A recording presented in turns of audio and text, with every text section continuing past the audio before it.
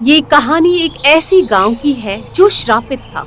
उस गांव के लोग सोने के लिए काफी लालची थे, इसलिए उस ऋषि मुनि ने गांव वालों को श्राप दिया था। इस गांव में अब किसी के पास कभी भी सोना नहीं होगा, ये मेरा श्राप है। देखते देखते कई साल बीत जाते हैं और सच में उस गांव में सोना नहीं था। यदि कोई सोना खरीद कर लाता तो वो पत्थर का बन जाता, जिस वजह से गांव की बेटियों की शादियां नहीं हो पा रही थी। ऐसे ही एक दिन पंडित की बेटी के लिए रिश्ता आता है, पर लड़के वाले सिर्फ सोने की डिमांड करते हैं। पंडित जी, आपकी बेटी बहुत सुंदर और सुशील है, इसलिए हमें दहेज नहीं चाहिए, पर हम चाहते हैं कि आप अपनी बेटी को खाली हाथ विदा ना करें। देखिए, हमारे घर का रिवाज है कि बहू अपने साथ दहेज में कुछ लाए या ना लाए, पर सोना जरूर लाए। माफ करना, पर आपको सोने में एक अंगूठी भी नहीं दे पाऊंगा। आप चाहें तो मुझसे कैश ले लीजिए और शादी के बाद खुद ही सोना खरीद लीजिए।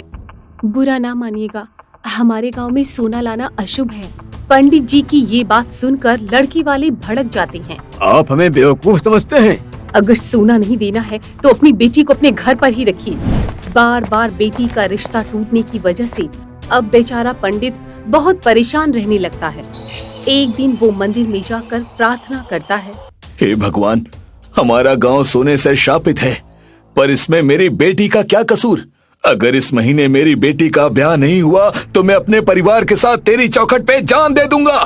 थका हारा पंडित जब रात के वक्त गहरी नींद में सो रहा होता है, तभी उसे एक सपना आता है जिसमें कुबेर देवता खुद प्रकट होते हैं। पंडित, तुम्हारा गांव सोने से शापित है। अगर तुम अपने गांव को श्राप से मुक्त करवाना चाहते हो तो मैं तुम्हें एक उपाय बताता हूँ। प्रभु, आप जो कहेंगे मैं वो करने के लिए तैयार हूँ। पंडित, तुम्हारे गांव में एक अनाथ बच्चा है। वो बच्चा कोई साधारण बच्चा नहीं है, ये वही बच्चा है जो तुम्हारे गांव में सोने की बारिश करवा सकता है। सोने की बारिश? हाँ, सोने की बारिश। लेकिन उस अनाथ बच्चे के अलावा और कोई भी सोने की बारिश नहीं करवा सकता। इसके लिए हमें क्या करना होगा प्रभु? सभी गांव वालों को मिलकर उसकी देखभाल करनी होगी। ठीक है प्रभु। याद रहे, सोने की बारिश केवल 2 बार ही होगी और बारिश में जितना सोना बरसेगा वो सभी गांव वालों को एक समान बांटना होगा। हम ऐसा ही करेंगे प्रभु। और हाँ, यदि किसी को कम ज्यादा सोना दिया तो वो सोना पत्थर का बन जाएगा। तथास्तु। अगले दिन पंडित सभी गांव वालों को मंदिर में इकट्ठा करता है और अपने सपने के बारे में बताता है। अरे मगर वो अनाथ बच्चा है कौन? अरे वो छोटू है ना, प्रभु उसी की बात कर रहे थे। अगर हम छोटू को अच्छे से रखेंगे तो हमारा गांव श्राप मुक्त हो जाएगा। सिर्फ मुक्त ही नहीं, गांव पर सोने की बारिश भी हो सकती है। पंडित की ये बात सुनकर सभी गांव वाले बहुत खुश होते हैं। फिर सभी मिलकर छोटू के पास जाते हैं। छोटू बेटे, आज से तुम अनाथ नहीं हो, हम सब तुम्हारे परिवार वाले ही हैं। ये सुनकर छोटू खुश हो जाता है, लेकिन अचानक गांव वालों को इतना प्यार करते देखकर छोटू को कुछ समझ नहीं आता। बेटे, अगर तुम हमारा साथ दो तो हमारे गांव का भला हो सकता है। मैं भला गांव का क्या भला कर सकता हूँ पंडित जी? फिर पंडित जी छोटू को अपने सपने के बारे में बताते हैं। अब समझा, गांव वाले अचानक मुझ पर इतना प्यार क्यों बरसा रहे हैं। पर कोई बात नहीं, मैं अपने गांव वालों के लिए सब कुछ करूंगा, भले ही गांव वाले मुझे प्यार करें या ना करें। क्या सोच रहे हो बेटे? कुछ नहीं, बताइए मुझे क्या करना है। तभी पंडित उसे गांव के बीच ले जाता है और उसे सोने की बारिश की गुहार करने के लिए कहता है। छोटू जोर जोर से सोने की बारिश की गुहार लगाने लगता है। हे कुबेर देवता, हमारे गांव में सोने की बारिश कीजिए। प्रभु, मेरे गांव को श्राप से मुक्त कीजिए। कुछ ही देर में चमत्कार होता है। आसमान से पानी की जगह सोना बरसने लगता है। ये देख सारे गांव वाले खुश हो जाते हैं। कुछ देर बाद सोने की बारिश होनी बंद हो जाती है। गांव में बारिश के पानी की जगह सोना ही सोना दिख रहा था। फिर पंडित जी सभी गांव वालों को बराबर हिस्से में सोना बांट देते हैं। सोना पाकर सभी गांव वाले खुश हो जाते हैं, पर रामू नाम की व्यक्ति के दिमाग में कुछ और ही चल रहा था। इतने सोने से मेरा क्या होगा? मुझे सारा सोना चाहिए और सारा सोना पाने के लिए मुझे छोटू का अपहरण करना होगा। रामू काफी लालची था। गांव में सबसे अमीर बनने की चाहत में वो एक दिन छोटू का अपहरण कर लेता है मुझे यहाँ क्यों लाए हो? मुझे छोड़ दो।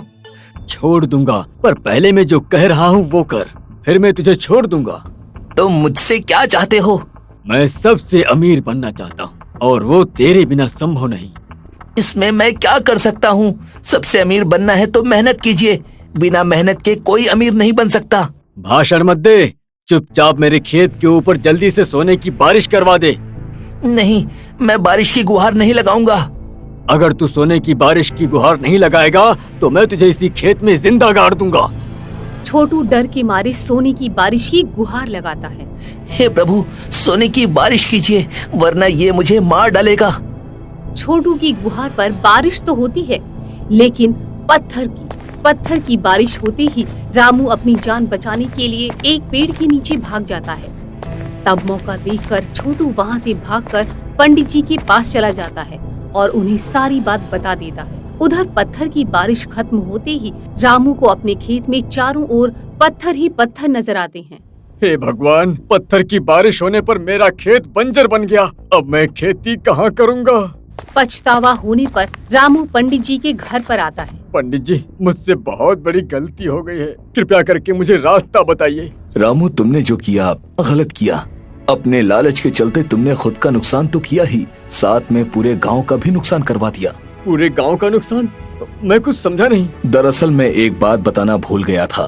कुबेर देवता ने मुझे सपने में ये भी कहा था कि बारिश सिर्फ 2 बार ही होगी, और अगर किसी ने जबरदस्ती सोने की बारिश करवाने की कोशिश की तो बारिश में सोने नहीं बल्कि पत्थर होंगे। तो क्या अब गुहार लगाने पर भी सोने की बारिश नहीं होगी? नहीं, रामू की लालच की वजह से सभी गांव वालों के अमीर बनने का सपना चूर हो गया। पंडित जी, मुझे माफ कर दीजिए। मुझे पता होता तो मैं छोटू से जबरदस्ती नहीं करवाता। अब पछताए का जब चिड़िया चुग गई खेत। पंडित जी, मैं प्रायश्चित करना चाहता हूँ, बताइए मैं क्या करूँ? प्रायश्चित करने के लिए तुम्हें मेहनत करके अपने खेत से सारे पत्थर हटाने होंगे, और जब तुम अपने खेत को किसानी करने के लायक बनाओगे तब भगवान खुद तुम्हारी मदद करेगा। मैं आपको वचन देता हूँ कि कड़ी मेहनत करके मैं धनवान बनूंगा। अगले दिन सुबह रामू अपने खेत से पत्थर हटाने लगता है।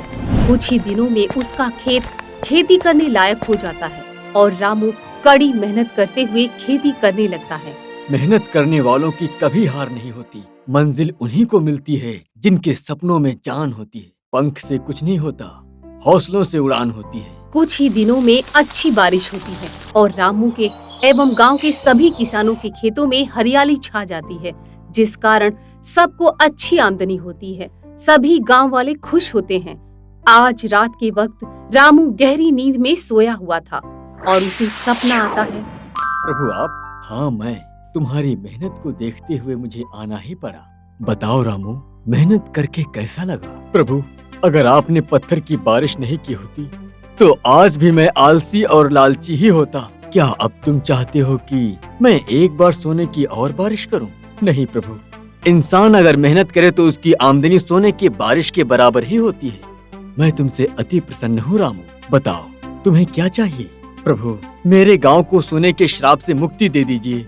सोना नहीं देने पर हमारे गांव की बेटियों की शादी नहीं हो पा रही है। तथास्तु। आज के बाद मेहनत के पैसों से खरीदा हुआ सोना पत्थर नहीं बनेगा।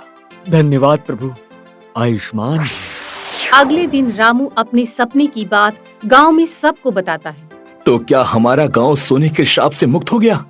हाँ पंडित जी। ये सुनकर सारे गांव वाले खुश हो जाते हैं। फिर पंडित सोने का उपहार देकर अपनी बेटी की शादी धूमधाम से कराता है।